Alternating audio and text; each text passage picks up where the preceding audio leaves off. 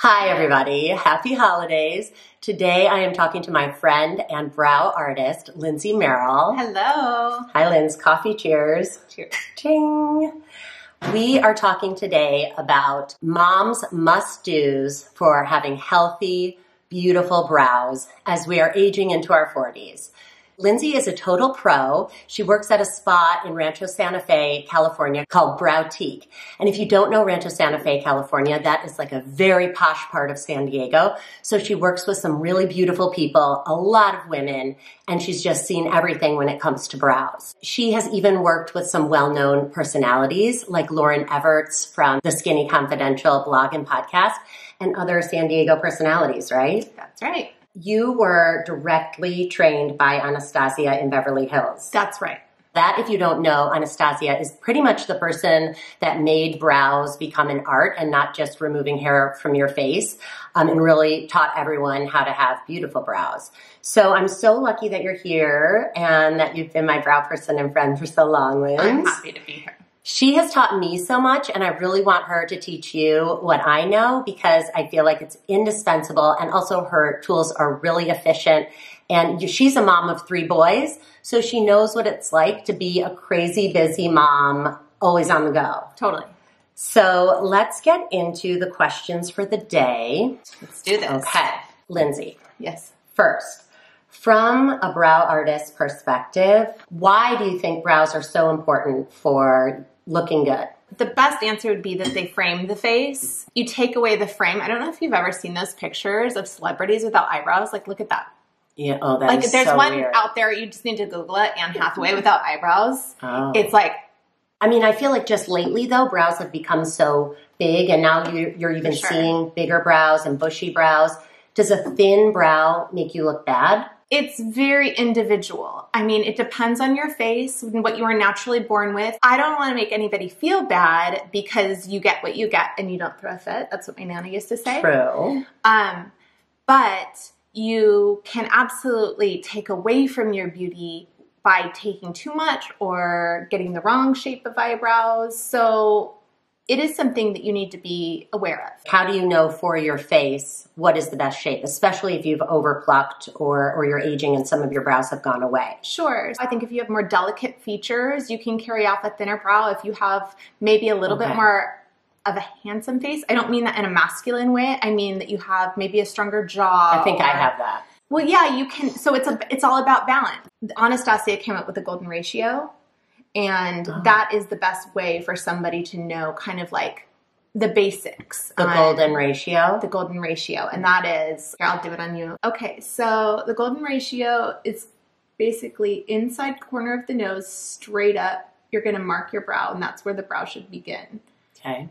Tip of the nose through the iris, and that's where the highest point of the arch should be. Okay. End of nose, end of eye, end of brow. So you can see Elizabeth is just like right on. Oh. So from there you can decide which thickness and thinness you want. And just knowing that your arch should never come before this point. It should never start before that point. So it's a gradual incline from here to here. It's not coming up before that point. It's not an arch like this like you sometimes see. Right. That wouldn't look good. That wouldn't be flattering. That wouldn't be flattering. Okay. Good to know. So I get this question a lot. What do you think is the best tool to fill in brows evenly?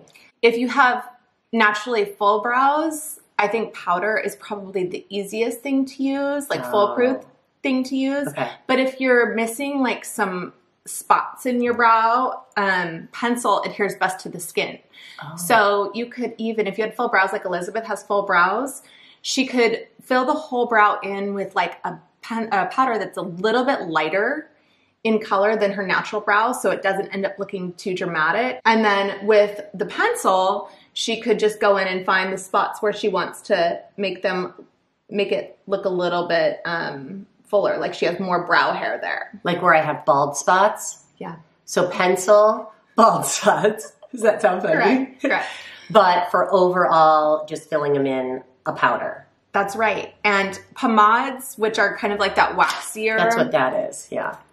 Those are going to be for more of like a makeup pro, I would say. I mean, because they're just a little bit heavier, but you can also use this in lieu of a pencil to get those bald spots. But sometimes you see it on girls that are really into makeup. It's a very like almost Instagram. painted on, a painted on brow. A painted on brow. Yeah, and I don't think moms really want to have that look. No, we want to look a little bit more natural and everyday. Okay. I have to try powder. I've honestly never really tried powder. Powder's great. Yeah. Oh. You could use like a soft brown and Yeah. just fill it in and just scrub it behind the whole brow. And then if you have any spots that you want to fill in, just take a pencil and flick those little spots. And it's that, I would say, the easiest way to fill in your brows, because pencil takes a lot of time. Yeah. And sometimes you can be too heavy-handed with a dark pencil. Okay. This question. What is the best way to fill in bald spots or just grow your brows? So the best way to grow your brows is don't touch them. Don't tweeze. Don't mess around with the shape. I mean, you can do the little baby ones in the middle. Like, nobody wants you to grow a unibrow, but hands off. I know it's going to be hard and it's going to look a little messy for a while, but the end result will always be worth it. If you do not grow those hairs in, say, maybe 2 months, then it's time to consider a brow stimulant. Okay. And there's tons of them on the market, ranging from natural, like castor oil, which you would use 2 times a day on a Q-tip. That's going to yield slower results and probably less results than most people want. But then there are other stimulants. Okay. The one I really love and recommend is called Rapid Brow. I recommend it because it's basically just like protein and biotin. So you're just feeding the follicle. Okay. When your brow isn't growing anymore, I don't know if you've ever tweezed a brow hair out. At the very end of the hair is a little white bulb. Yeah. That's called the papilla. Oh. Yes. And once the papilla is no longer in there, that's the food of the hair. We have nothing feeding that hair to grow. Oh. So that's why it won't grow. So the follicle's there, it just doesn't have food. So you've got to think of brow stimulants as food for your hair. Oh, that makes so much sense. Right? Because I always thought, how could they even work if there's no hair there? But really, it can regrow the hair in the follicle. Correct. Oh, that's so cool. Yes. So there's brow, there's stronger ones too. There's Rapid Brow, which helps to totally densify the brows. And then there's Librow, there's Latisse, those types of stronger stimulants that have a prostaglandin, which is a little bit more of a steroid. Okay. So some people want to stay away from that if they're worried about certain ingredients. Okay. But those ones are going to work like steroidally. Really well. Yeah. Okay. Well, that gives a good option for things to try, good options. And I'll put everything in the notes below, Lindsay's information and all the products she's mentioning. Thanks, Linz. You're welcome. Question for you. Yes. What happens to brows as we age? What should we expect to see happen now that we're in our 40s and 50s? So your brows are going to naturally thin out a little bit for different reasons. One is just simply age. Others could be nutritional deficiencies. A lot of times when you're missing that last portion of the brow, women, their brows will start to thin at the end of their brows, and they'll go in and they'll find out that they have a thyroid condition. Okay. So your brows can actually point to a lot of things going on internally. Okay. Just like your hair and skin and nails. Yeah. Are our brows going to turn gray like our hair? Yes. Oh no. I mean, some people are luckier where they'll just get like a few hairs, and some will get kind of overtaken, like a shrubbery of gray. So you've seen that where people come in with... I've seen it. So we do a lot of tinting. Brow tinting is a game changer, especially if you have gray brows, but even if you have really baby blonde brows where you want those baby blondes to become like key players of the game instead of bench warmers. Okay. I've even had brow tinting done before. Yeah, it's amazing. Yeah. It really helped make the brow look fuller too. Right. Yeah. Well, that also leads me to another question. What do you think about the brow tattoo? Some of my friends have had that. Yeah, I think it's like any other tattoo that you would get on your body. I would highly recommend researching and seeing the artist's work before you do it. It is on your face, and although it's semi-permanent, which they say it lasts about a year, I've seen it last longer than that, just depending on the level of depth that the artist kind of gets to. Whether your skin is oily or dry, you're going to have better ink retention. If it's drier skin, you'll have not as good ink retention if you have oilier skin. So there's a lot of things to take into consideration. Lindsay, these words. You are such a brow pro. You know? Oh my gosh, you guys are getting the good juice. Let's go on to the next question. I think this is one that moms really want to know because sometimes we just can't make it in. You know, I think I couldn't make it in for like 2 years. Oh, for sure. When my kids were really little. Like, whoa. Yeah. Motherhood. What do you do at home then? So my best advice for somebody who can't make it into the brows, or maybe can't even afford to get their brows done, make it in to get their brows done, or can't afford to get their brows done. My best advice is to fill your brows in really, really well and then tweeze outside those lines. Oh. So that way you're not like tempted to get into the shape of the brow. Yeah. And start going a little cray-cray. Oh, okay. So that, I wouldn't have thought of that, but that makes so much sense. Fill it in with the pencil or the powder. Right. And then do you only tweeze hairs that are far, far out of the line, or is it okay to clean up like right under if you see something that's bothering you? I would say in across the board with brows, less is more. So you can get really carried away, especially when you're like this close up to your face in the mirror. Yeah.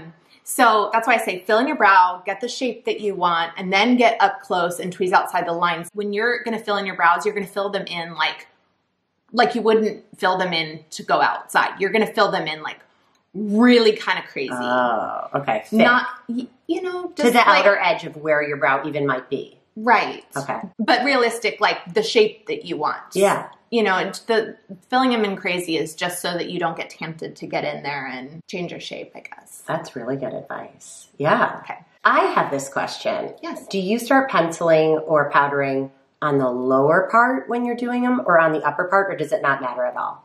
So for certain people, it doesn't matter at all. Like if you have a pretty good brow shape that doesn't need a lot of fill in, it doesn't matter that much. But if your brows are a little thin, a lot of people don't really take advantage of that top line. So I'll see a lot of girls that are just penciling in the lower line because maybe they've done some over tweezing. But if you get up here and you start filling in this top line where the brows are there, but they're a little more sparse, I'm just going to show you, you've all of a sudden got a way fuller brow, but not only that, you also have a more lifted brow. Yeah, which is good for making you look younger too. Right? Which is great for making you look younger, but it's also, yeah, absolutely. Yes. Yeah. Yes. Also, you guys, Lindsay, your just touch is so relaxing. Oh. I feel like I want to sit in the waxing chair forever when I go to you. So if you guys live in San Diego, you gotta call Lindsay, okay? Thank you. For Browtique. Another big question I get, what is the deal with threading? Is it supposed to be better or worse than waxing, and who should do it? Sure. So I don't personally thread at my salon. I believe the reason why people thread is because it's less irritation to the skin. So there's people that are on like Accutane or retinols that really can't have that skin exfoliated. Okay. So they would use threading, but at my salon where I work, we just tweeze. So it's kind of similar in you're just pulling out that hair and not really irritating that skin. Okay. So tweezing is pretty much the same. The same thing. Threading can be a little bit quicker. Oh, okay. Yeah. Like you mentioned retinol. So if someone is in their 40s and they're using retinoids or retinols on their face, can they not wax? Or I would recommend them to be off of retinol for about 5 to 7 days is about how long, maybe 7 days. If they're gonna get waxed by somebody they don't know, if they trust their esthetician, a trick that I've learned along the way is that you can create a barrier between your skin and the wax. The esthetician would need to put on like a Neosporin or something prior to waxing that creates that barrier. Yeah. And then they can wax without the skin lifting. Otherwise, if you don't, the skin can lift up and can create like a scab. It almost sometimes looks like a burn, so people think they've gotten burned. And that's a really important actually point you brought up, because so many people are on retinol nowadays.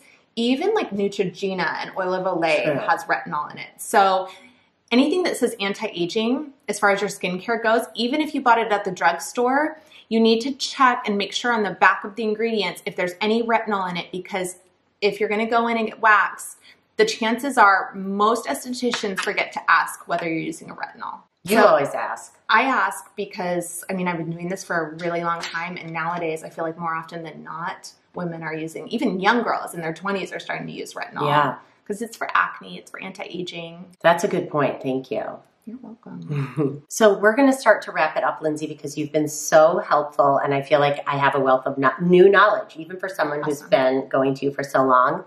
But what would you tell a mom who is like very busy, doesn't have a lot of time even for self-care, but wants to pay attention to brows? What would you tell her to do? How many times would you tell her to go in to get them done? Yeah, I would say go in at least quarterly to somebody who can expertly shape your brows, not just wax, but you want to go into a brow artist. Okay. And then in between, just tweeze. You can pretty much follow the line as they come in, just tweeze those hairs in between appointments. I feel like once a quarter is doable. It's a good investment. Yeah. Yeah, it is. How do you find someone who is a brow artist? Because I feel like now even nail salons will say, oh, I'll do your brows for you. Right. The best is word of mouth. That's always, or seeing a friend who has amazing eyebrows and saying, oh my gosh, where do you get your brows done? Nowadays though, almost, I mean, not everybody, but a lot of artists are putting their work on Instagram so you can go through and see if you actually like their aesthetic. True. Okay. Yeah, your pictures on Instagram are so pretty. Thank you. Oh. Thank you. Okay, Lindsay. So thank you so much for these tips. I feel like we know so much about how and why to take care of our brows. They help you look younger. They're pretty easy to take care of 4 times a year, and finding a brow artist. So I guess I found a really good brow artist. I feel so lucky, and she is in San Diego. So moms out there, ladies out there, if you're in San Diego, I'll put Lindsay Merrell's info below. And if you're not, let us know, let me know, comment below or send me an email. And maybe through the power of connectivity and networking, we can help you find someone. That's what we're all about. Sharing mom beauty tips with each other. Thanks so much, Lindsay. Yeah, it was so much fun. It was Thank so you much for having fun. me. Okay, bye, guys. Oh my gosh, we're like Lauren. I was called you Lauren Everett. She's like, I wish Start I was over. here. But anyways, I have Lindsay. Yeah.